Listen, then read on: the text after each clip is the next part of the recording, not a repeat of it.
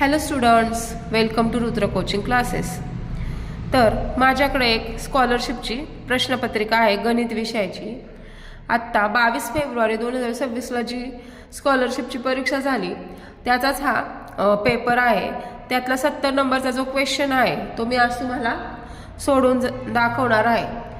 5वीची जरी परीक्षा झालेली असली तरी 4थीची स्कॉलरशिपची परीक्षा एप्रिलमध्ये होणार आहे. त्याच्यासाठी आपण हा सराव करत आहोत.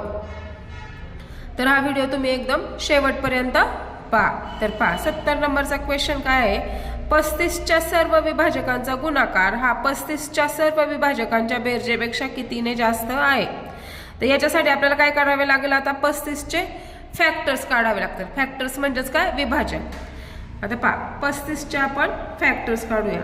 फॅक्टर्स म्हणजे काय की 35 हा नंबर कोणत्या कोणत्या पाड्यामध्ये येतो.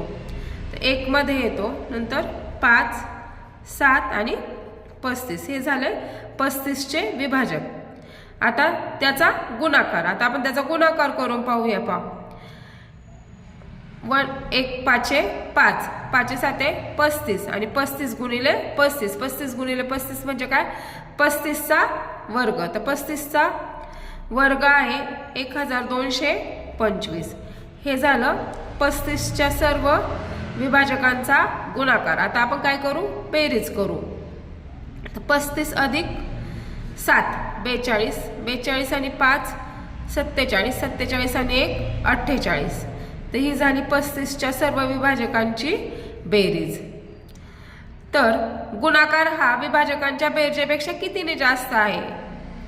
म्हणजेच गुणाकारामधून जी आपण बेरीज केली ती काय करायची आहे, वजा करायची. म्हणजेच 1225 मधून काय करायचे, 48 आपल्याला वजा करायचे. तर पहा, 15 मधून 8 गेले 7, 1 हातचा आला 4 आणि 1 5.